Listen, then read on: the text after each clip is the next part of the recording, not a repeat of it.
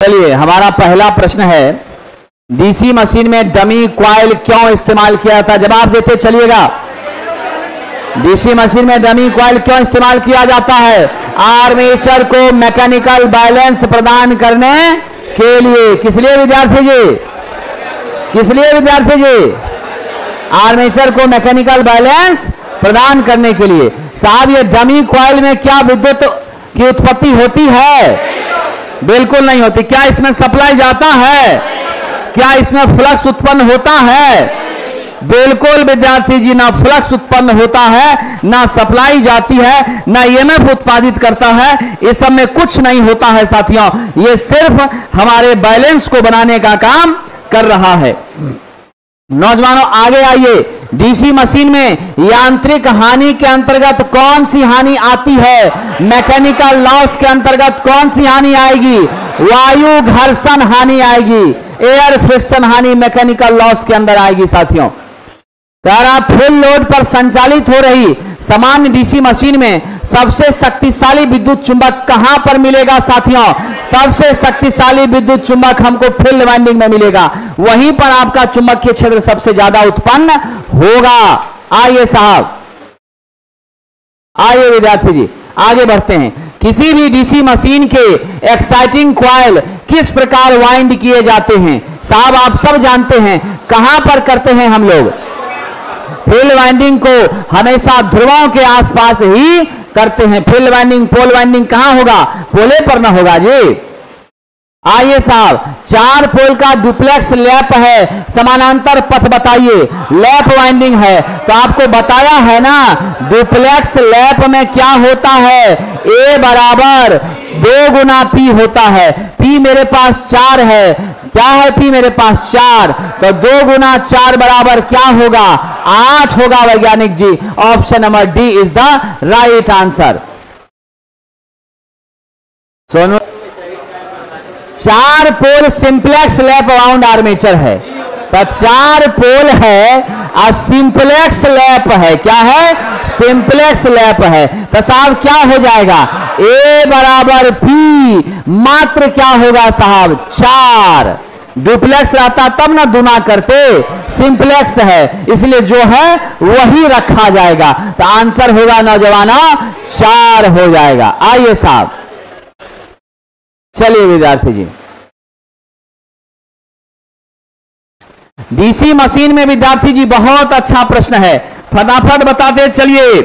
DC machine में क्या होगा साथियों? क्वेश्चन है आपका, आर्मेचर चालक में धारा अब विद्युत चुंबकीय बल कैसी मिलती हैं? आपकी अल्टरनेटिंग होती हैं, लेकिन फाइनली टर्म पर जाकर के टर्मिनल पर सिंगल डायरेक्शन यूनिडायरेक्शनल हो जाता है। डीसी मशीन का कम्यूटेटर किस तरह काम करता है? साहब बताइए जल्दी से। अर्ध तरंग की फुल तरंग का चर्चा किया था, पूर्ण तरंग की तरह करता है, शुद्ध डीसी देने का प्रयास करता है। हम लोग शुद्ध डीसी हो, रिपल कम हो, इसके लिए सेगमेंट क्या करते हैं? ज्यादा कर देते हैं। क्या करते हैं साहब? सेगमेंट ज्यादा कर देते हैं। डीसी मशीन का सबसे बाहरी भाग योक कहलाता है। कम क्षमता की मशीन में योक किस पदार्थ का बना होता है? बताइए विद्यार्थी जी। बिल्कुल सही कहा आपने, किसका? भरवा लोहा का। डीसी मशीन में हम लोग शॉर्ट पिच वाइंडिंग का प्रयोग करते हैं। क्यों साहब? बताइए जरा। स्पार्किंग क्या हो जाए? कम हो जाए। हार्मोनिक्स क्या हो जाए? कम हो जाए।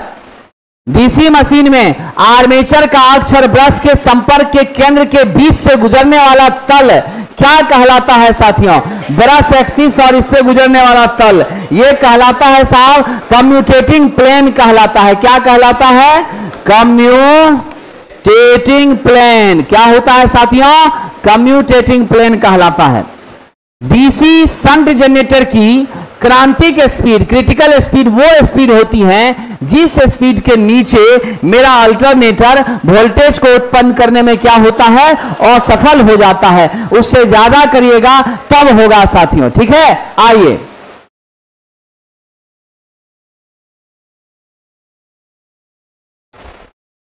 आइए साथियों आगे बढ़ते हैं।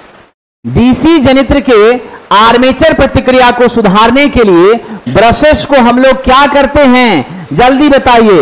छेड़ा नहीं जा सकता है। ब्रश को हम लोग फर्स्ट लीड अग्र लीड कुछ नहीं, ब्रश को एमएनए के साथ रखेंगे, एमएनए के पोजीशन के साथ छेड़छाड़ नहीं करेंगे। ऑप्शन में नहीं दिया है एमएनए के साथ, इसीलिए कुछ कंसीडर नहीं होगा, यानी छेड़छाड़ नहीं करेंगे। क्या दिया है विद्यार्थी जी? बिल्कुल सही है।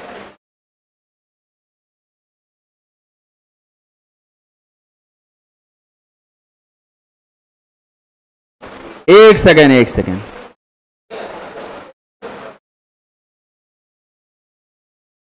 आर्मेचर की घूर्णन की दिशा में अग्र लीड प्रदान कर रहा है, घूर्णन की दिशा में अग्र लीड प्रदान कर रहा है, तो अग्र लीड प्रदान कर रहा है, पश्च लीड प्रदान कर रहा है।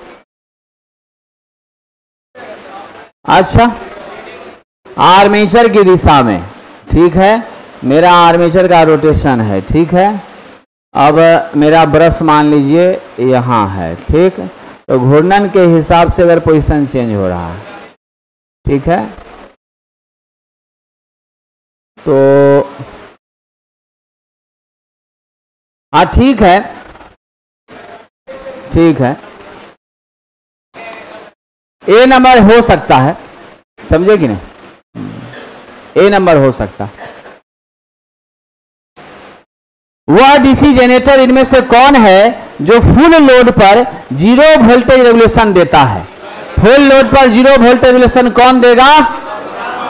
क्यूमुलेटिव कंपाउंड हमको प्रदान करेगा साथियों। 4 पोल का डीसी जनरेटर है, पोल है मेरे पास 4, रोटेट कितने पर कर रहा है? 1800 पर कर रहा है। करंट फ्रीक्वेंसी पूछ रहा है, फ्रीक्वेंसी क्या कीजिएगा? NP/120 कीजिएगा ना, तो 1800 गुना 4/120 कीजिएगा, 60 आता है। कहीं ऑप्शन है ही नहीं, इसलिए क्या ले लेंगे? डी ले लेंगे, ठीक है। आइए आगे बढ़ते हैं।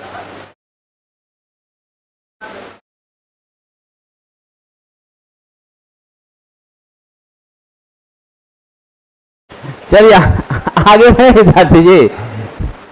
आगे कह रहा है एक सेपरेटली एक्साइटेड जनरेटर की बात है, ध्यान दीजिएगा। सेपरेटली एक्साइटेड जनरेटर में क्या करते हैं? फील्ड वाइंडिंग को बाहर से डीसी स्रोत से सप्लाई देते हैं।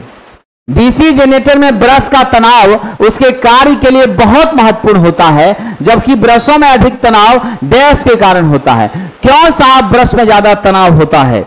जरा सोचिए, हमारा जब आपका कम्यूटेटर क्या होगा, बहुत ज्यादा गर्म हो जाए या उसकी सतह क्या हो जाए, घिस जाए, स्पेस ज्यादा बढ़ जाए, तब तनाव होकर सटने की जरूरत पड़ती है, तब खिंचाव बढ़ता है। Option number D. अगर डीसी मोटर के सप्लाई टर्मिनल को बदल दिया जाए क्या होगा साहब? दिशा परिवर्तित होगी कि अपरिवर्तित होगी? क्या होगा? कोई फर्क नहीं पड़ेगा। आपसे कहा था टर्मिनल चेंज करने से कुछ नहीं होता है, असर पड़ता है वाइंडिंग का, फील्ड वाइंडिंग आर्मेचर वाइंडिंग के कनेक्शन बदलने से। आर्क वेल्डिंग में कौन सा जनरेटर?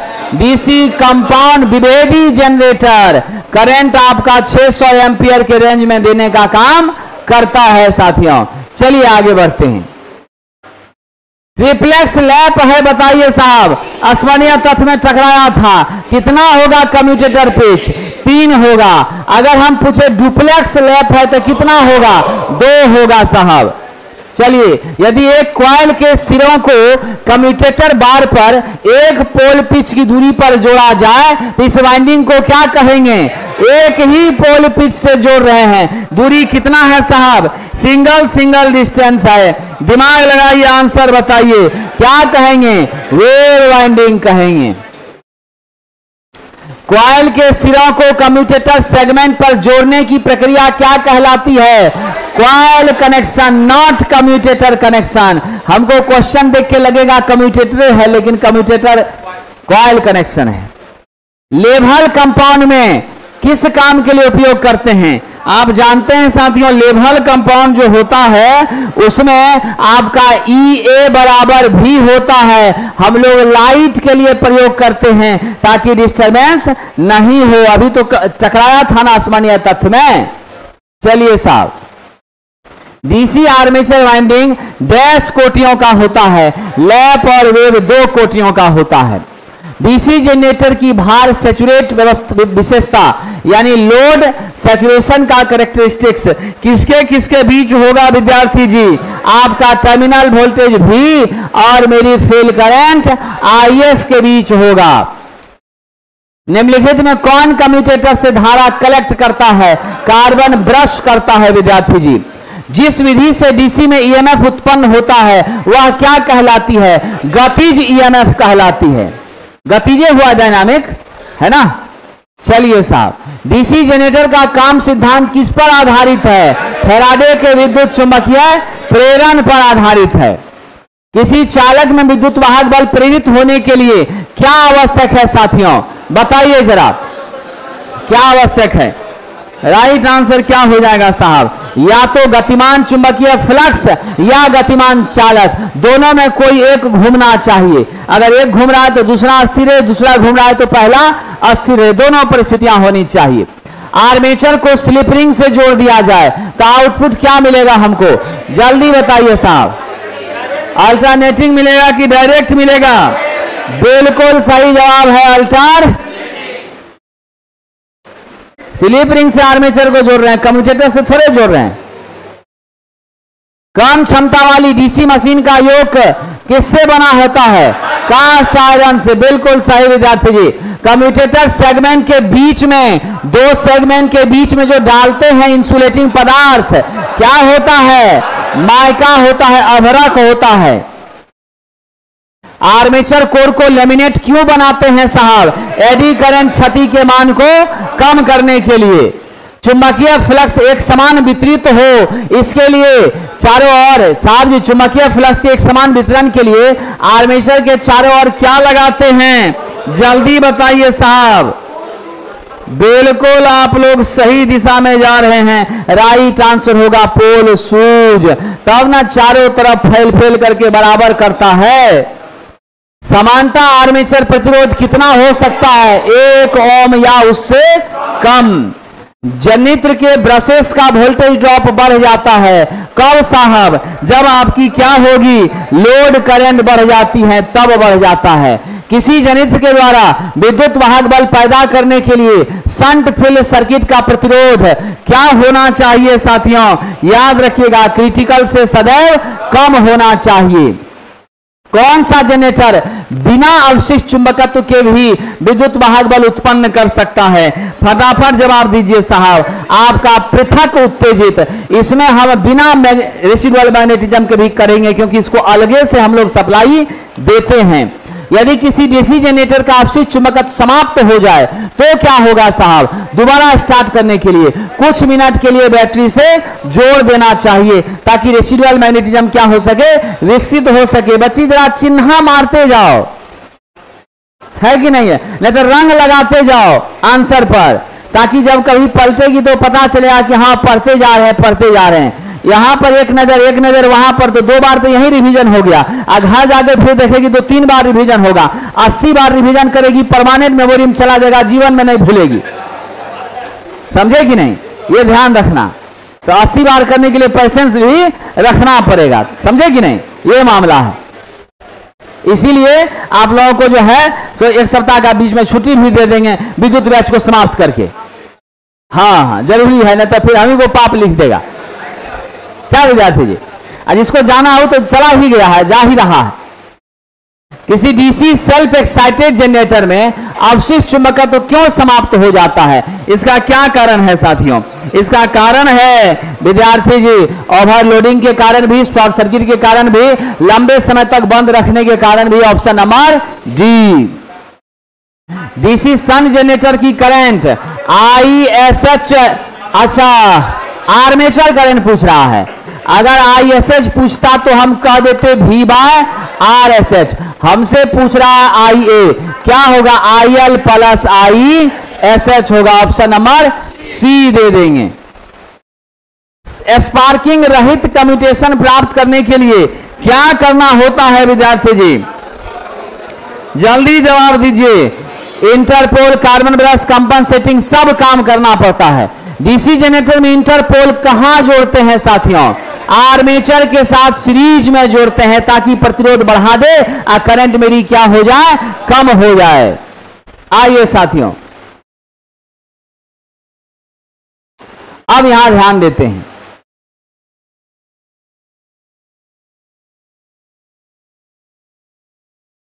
दक्षता प्राप्त करने के लिए डीसी जनरेटर में ब्रशों को रखना चाहिए। कहां साहब? बिल्कुल एमएनए के सापेक्ष। लंबी पारेषण लाइन के लिए किसी लोड को अस्थिर वोल्टेज देना है, कौन सा कंपाउंड जनरेटर लेंगे? कांस्टेंट के लिए फ्लैट कंपाउंड लेंगे। फ्लैटेड कंपाउंड बराबर देगा जी। चलिए साहब, मैं कह रहा है अस्थिर वोल्टेज प्रदान करने के लिए कौन सा कंपाउंड जनरेटर? लंबी पारेषण लाइन को लोड को कांस्टेंट वोल्टेज दे सके। अच्छा अच्छा अच्छा, ठीक ठीक ठीक है विद्यार्थी। क्या होगा?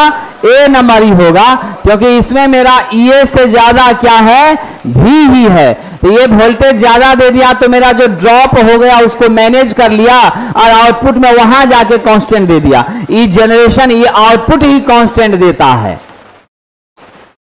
लगातार काम करने वाले डीसी जनरेटर के इंसुलेशन प्रतिरोध का मान कम होने का क्या कारण है? क्यों इसका प्रतिरोध कम हो जा रहा है? विद्यार्थी जी जवाब दीजिएगा। आर्मेचर और रॉकर आर्म में जो है ना कार्बन का पाउडर जमा हो जाता है, वो पाउडर कार्बन का प्रतिरोध बढ़ा देता है। डीसी जनरेटर की दक्षता 85 से 95 होती है। निरीक्षण के दौरान डीसी जनरेटर का कम्यूटेटर घिसा हुआ है, सैंड पेपर का उपयोग करके उपयोग बेकार है। सबसे बढ़िया तरीका क्या है? क्या करिएगा विद्यार्थी जी? बदलिए दीजिएगा। बिल्कुल सही बात है साथियों, क्या करेंगे? बदल देंगे। अवशिष्ट चुंबकत्व का होना महत्वपूर्ण नहीं है कौन जनरेटर में साहब? यदि बाहरी उत्तेजित है, अलग से जोड़ा गया, सेपरेटली एक्साइटेड है तो कोई जरूरत नहीं है। निम्नलिखित सूत्र द्वारा डीसी जनरेटर का आर्मेचर धारा बताइए। आईए बराबर क्या जानते हैं? V minus EA। अब आए गलत विद्यार्थी जी, क्या होगा? IL प्लस ISH, या नहीं तो आईए बराबर EA minus V by RA। ठीक है कि नहीं? स्पार्किंग रहित कम्यूटेशन प्राप्त करने के लिए क्या करना होगा? तीनों विधि का प्रयोग करना होगा। कैसे पुनः प्राप्त करेंगे कि डीसी जनरेटर का अवशिष्ट चुंबकत्व खो गया है? खो गया है तो कुछ मिनट के लिए बैटरी से जोड़ करके सप्लाई दे देंगे। डीसी जनरेटर का ईएमएफ किस पर निर्भर करता है? साहब जानते हैं E बराबर P∅NZ/60A होता है। पोल पे भी कर रहा है, फ्लक्स पर भी कर रहा है, पैरेलल पाथ पे भी कर रहा है, सब पे कर रहा है। डी नंबर उत्तर हो जाएगा। डीसी जनरेटर की आर्मेचर वाइंडिंग में ईएमएफ प्रवाहित किया जाता है जब वह क्या होता है साहब? कहां घूमता है? चुंबकीय क्षेत्र में घूमता है। तो क्या उत्तर दे देंगे नौजवान? बताइए जल्दी। Option number C. DC generator का आर्मेचर लेमिनेटेड क्यों किया जाता है? एडी करंट लॉस को घटाने के लिए। डीसी जनरेटर में आर्मेचर से करंट किसके जरिए प्राप्त होता है? कम्यूटेटर और ब्रशेस के जरिए प्राप्त होता है।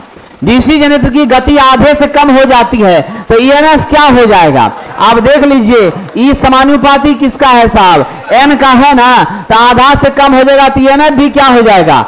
आधा हो जाएगा। ये भी क्या होगा? 1/2 हो जाएगा। सीरीज जनरेटर आमतौर पर उपयोग नहीं किया जाता। क्यों साहब? टर्मिनल वोल्टेज उसका क्या होता है सीरीज का जी?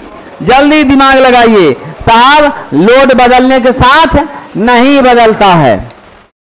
शॉर्ट डैश कंपाउंड जनरेटर एक प्रकार का डीसी है, तो शॉर्ट शंट कंपाउंड जनरेटर क्या है? एक डीसी जनरेटर है। असंतृप्त डीसी मशीन की आर्मेचर प्रतिक्रिया के फलस्वरूप क्या प्रभाव पड़ता है? जवाब दीजिएगा। डीमैग्नेटाइजेशन नहीं, क्रॉस मैग्नेटाइजेशन। जैसे ही हो जाए आपका सैचुरेशन की स्थिति रहे, वैसे केस में हमारा क्या होगा? Cross magnetisation. डीसी जनरेटर में ध्रुवों की संख्या आर्मेचर की संख्या फिक्स होती है, लेकिन कौन सी वाइंडिंग है अपेक्षाकृत उच्च विद्युत वाहक बल प्रदान करेगी? किसमें वोल्टेज ज्यादा मिलेगा साहब?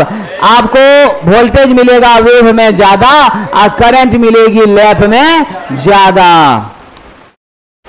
एडी करंट का डीसी मशीन के डैश हिस्से में सबसे ज्यादा नुकसान होता है, आर्मेचर में होता है। आर्क वेल्डिंग के लिए कौन सा generator? DC compound differential generator. ठीक है, भोजन करके नहीं आया है जी, आवाज नहीं दे रहा है लड़का, तुम एक बार भी भोजन नहीं किया है, ये उपवास है, पर्व है, तो फिर आंसर बताएगा ना जी। विद्युत मशीन में विद्युत चुंबकीय ध्रुव के सूज के लिए पसंदीदा सामग्री क्या है? शुद्ध लोहा, तब ना मैग्नेटाइजेशन बढ़िया देगा। डीसी मशीन के ब्रश प्रायः किससे बने होते हैं? कार्बन से बने होते हैं। डीसी मशीन में आर्मेचर लेमिनेशन की मोटाई होती है 0.4 से 0.5 के बीच। कंडक्टर में अधिकतम ईएमएफ प्राप्त होने के लिए कंडक्टर गति की दिशा क्या होनी चाहिए? चुंबकीय रेखाओं के लंबवत। 90 पे कट करेगा, मैक्सिमम मिलेगा। डीसी मशीन में कम्यूटेटर कौन सा काम करता है? एसी को डीसी, डीसी को एसी, दोनों काम करता है। डीसी मशीन की चाल किसके द्वारा मापी जाती है? टेकोमीटर के द्वारा मापी जाती है। डीसी मशीन की चाल दुगुनी कर दी जाए, फ्लक्स कांस्टेंट रहे, तो ईएमएफ भी क्या होगा? दुगुना हो जाएगा, क्योंकि ईएमएफ समानुपाती किसके होता है? स्पीड के होता है। मशीन की दक्षता अधिक होगी यदि हानियां क्या हो? कम हो। मशीन में आर्मेचर वाइंडिंग को किस पर लपेटा जाता है? आर्मेचर वाइंडिंग बताइए साहब, क्या जवाब दीजिएगा नौजवानों? कहीं भी नहीं कि कहीं पर स्टेटर के खुले स्लॉट में। गलत विद्यार्थी जी, कहीं भी नहीं। जब भी लपेटते हैं रोटर पर लपेटते हैं, इस सब जगह स्टेटर कह रहा है तो बिल्कुल भी नहीं। यांत्रिक डिस्टकारी है साहब, कम्यूटेटर और ब्रश का कॉम्बिनेशन क्या है? मैकेनिकल रेक्टिफायर है। साथियों, किसी डीसी मशीन में पी पोल है, एन स्पीड है, तो साहब चुंबकीय व्युत्क्रम की आवृत्ति एफ बराबर क्या होता है? Pn बटा 120 होता है। ऑप्शन नंबर किसको लेंगे जी? बी नंबर लेंगे। चलिए, डीसी मशीन में आयरन लॉस होती है साहब, कहां पर होती है आयरन लॉस? आर्मेचर में, रोटर में होती है। दो जनरेटर पैरेलल ऑपरेशन है, अनिवार्यतः क्या होना चाहिए? बहुत अच्छा क्वेश्चन है। इसका समान आउटपुट रेटिंग का होना चाहिए और पिच भी इसकी क्या होनी चाहिए? अल्टरनेट होनी चाहिए। डीसी मशीन में आर्मेचर प्रतिक्रिया का प्रभाव कौन सा नहीं है? जल्दी बताइए। यह मोटर की स्पीड में वृद्धि कर देता है, क्या होगा विद्यार्थी जी? ये कोई लेना देना नहीं है। ये ईएमएफ घटाता है, स्पार्किंग कराता है, फील्ड को कमजोर करता है, ये सब दिक्कत होता है। डीसी मशीन की वाइंडिंग पूर्ण पिच वाइंडिंग होगी जब कॉइल स्पैन पोल स्पैन के बराबर होगा, वाइंडिंग पिच पोल पिच के बराबर होगी, तब ऐसा होगा। लैप में समानांतर पथ की संख्या A बराबर P होती है। साहब, आर्क वेल्डिंग के लिए कौन सा डीसी जनरेटर? बताइए। ड्रॉपिंग अभिलक्षण वाला डीसी जनरेटर। देख रहे हैं, घुमा के क्वेश्चन पूछ रहा है। डीसी जनरेटर के मामले में मैक्सिमम एफिशिएंसी के लिए क्या होना चाहिए? वेरिएबल लॉस कांस्टेंट लॉस के बराबर होना चाहिए। हालांकि डी भी वही बात कह रहा है। डीसी जनरेटर में लैप वाइंडिंग और वेव वाइंडिंग के संदर्भ में क्या सही है? वेव वाइंडिंग का उपयोग अधिक वोल्टेज के लिए, अधिक धारा के लिए। साहब, गलत बात है। लैप समांतर मार्ग सदैव 2 होती, गलत बात है। वेव में समांतर मार्ग संख्या सदैव पोल की संख्या, गलत बात है। उपयोग कम वोल्टेज के लिए, लैप का कम वोल्टेज के लिए, अधिक धारा के लिए करते हैं। बात क्या है? सही है, डी नंबर करेक्ट हो जाएगा। ठीक है कि नहीं? चलिए विद्यार्थी जी, तुम जी अपनी उत्तर पुस्तिका नहीं लाती है? अच्छा, तुम्हारा ये उस बच्ची को मैनेज कर रही है ना? डबल किताब है, तुम अपना अपने चिन्ह मारती है। अच्छा, तुम्हारा पुराना वाला बुक है? अच्छा, आगे बढ़ते।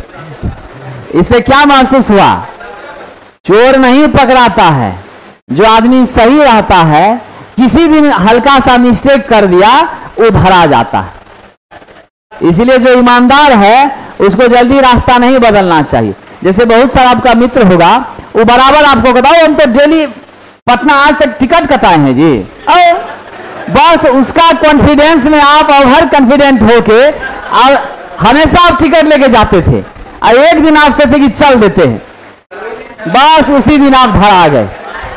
समझे कि नहीं? वही मामला है। जिसका भूख था उसी को मान लीजिए दांत पड़ गया, है कि नहीं है। तो इसी से पता चल रहा है कि हल्का सा मिस से पकड़ में आ जाता। चलिए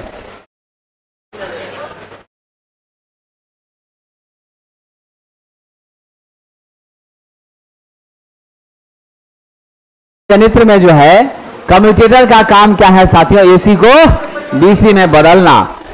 डीजल जनरेटर सेट में सफेद धुआं दिखाई दे रहा है, अस्मनीय तथ्य में बताए थे। कंबसन चैम्बर में पानी जा चुका है। डीसी शंट जनरेटर की मैग्नेटिक कैरेक्टरिस्टिक्स किसके किसके बीच होता है, जल्दी बताइए विद्यार्थी जी। मैग्नेटिक कैरेक्टरिस्टिक्स किसके बीच होता है, वाई अक्ष पर ईएमएफ, एक्स अक्ष पर आपकी फील्ड करंट होती है। Option number D. Diesel generator set में SAE number, society of automotive engineers, क्या बताता है, विस्कोसिटी बताता है साथियों। आइए साहब जी, जब एक शंट जनरेटर का समान दिशा और समान गति से घुमाने पर वोल्टेज नहीं दे रहा है, इसका क्या मतलब है साथियों, रेसिडुअल मैग्नेटिज्म यहां पर 0 है, इसीलिए कोई फ्लक्स का उत्पादन नहीं हो रहा है। ऑटोमोबाइल की बैटरी चार्ज करनी है, कौन सा जनरेटर लेंगे साथियों, शंट जनरेटर लेंगे साहब। एक जनरेटर का मोटर द्वारा चला रहे हैं 300 वोल्ट पर, वोल्टेज हो गया 300 वोल्ट, करंट हो गया 18.65 एम्पियर, इफिशिएंसी हो गया 75% यानी 0.75 हो गया। विद्यार्थी अब आपसे कह रहा है एचपी निकालने के लिए, इफिशिएंसी बराबर जानते हैं आउटपुट बटा इनपुट होता है, यहां से आपको आउटपुट ना पूछ रहा है, क्या होगा, इफिशिएंसी गुना इनपुट हो जाएगा, होगा ना जी। अब चलिए इफिशिएंसी 0.75 लिखे, हम साथियों इनपुट क्या लिखेंगे, 300 गुना 18.65 लिखेंगे। जब इसको सिंप्लीफाई कीजिएगा 4196.25 आएगा, कितना आएगा, 4196.25 आएगा। इतना तो आपको मिल गया कैसे, वाट में ना। अब इसको क्या करिए, एचपी में बदलिए, तो 4196.25 है, आप इसको 746 से भाग दे दीजिए। चलिए हम लोग 735 से मान करके 5 से करते हैं, तब भी मेरा मान कितना आ रहा है, 5.7 एचपी आ रहा है। 746 से करते तो 5 से कुछ पॉइंट ज्यादा रहता, लेकिन 7 से कम में रहता, तो मोटा मोटी देखिए तो 5.7 के आसपास कौन टकरा रहा है, आपका डीए नंबर में मिलता जुलता है, तो हम उत्तर किसको ले लेंगे, डी को ले लेंगे। बाकी सब तो बहुत न ज्यादा हो गया जी। चलिए नवीब को आगे बढ़ें, आइए साहब जी।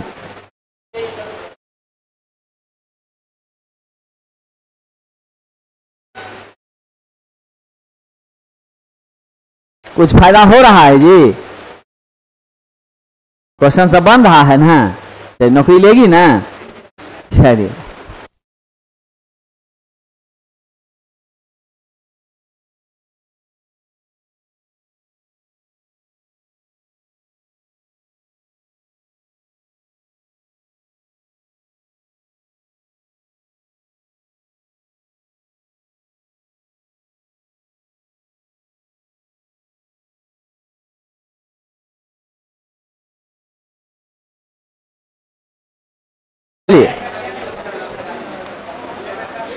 आइए, डीसी जनरेटर में कॉइल स्पैन को पोल पिच के बराबर करने के लिए कुंडली का पिछला पिच किसके बराबर होना चाहिए, बताइए साहब, किसके बराबर होना चाहिए।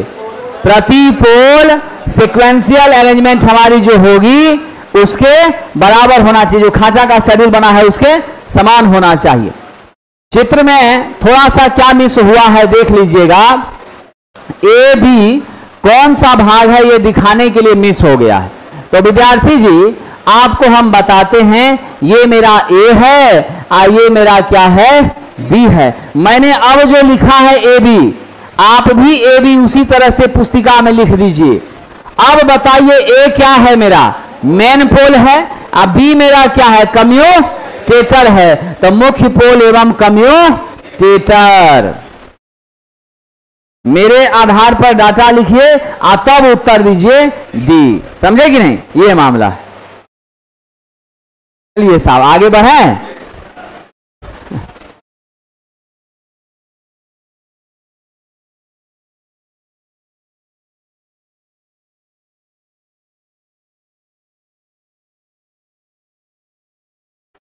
सामान्य लाइटिंग एवं पावर सप्लाई के लिए कौन सा जनरेटर प्रयोग करेंगे जी, बताइए साहब। Cumulative compound.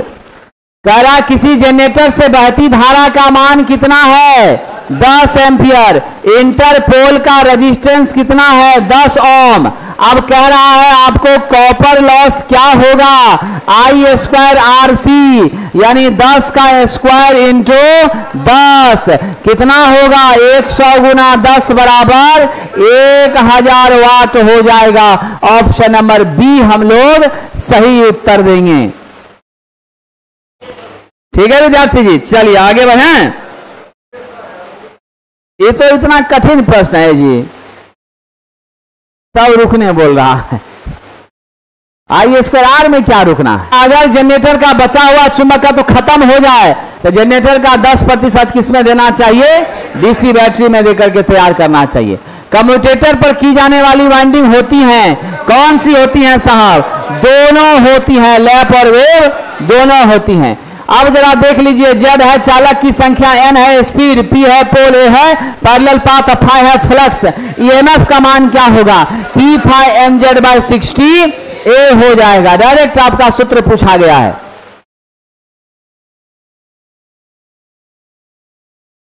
चलिए साहब जी आगे बढ़ें। कौन सा जनित्र सभी लोड पर स्थिर वोल्टेज देता है, स्वाभाविक सी बात है साहब, कौन सा होगा जल्दी बताइए। लेवल कंपाउंड, चाहे कोई परिस्थिति करिए क्या होगा, ईए के बराबर ही मेरा टर्मिनल वोल्टेज होगा, परिवर्तन नहीं होगा। डीसी जनरेटर में आयरन लॉस के अंतर्गत क्या आती हैं साहब, आयरन लॉस के अंतर्गत आएंगी साइकिल हानि और भंवर धारा हानि आएगी साहब। क्रेन और होइस्ट के लिए ये देखिए मोटर का क्वेश्चन मिस्टेकली आ गया है। क्रेन होइस्ट में ज्यादा टॉर्क चाहिए, ज्यादा टॉर्क सीरीज मोटर देता है, उसी का यूज करेंगे। अस्थिर वोल्टेज जनरेटर में क्या होता है साथियों, ध्यान रखिएगा, न्यूनतम आंतरिक प्रतिरोध होता है, इंटरनल रेजिस्टेंस क्या होता है, बहुत ही मिनिमम साथियों होता है। विद्यार्थी जी मैंने जो बताया है उसी आंसर को आप लेके चलिएगा।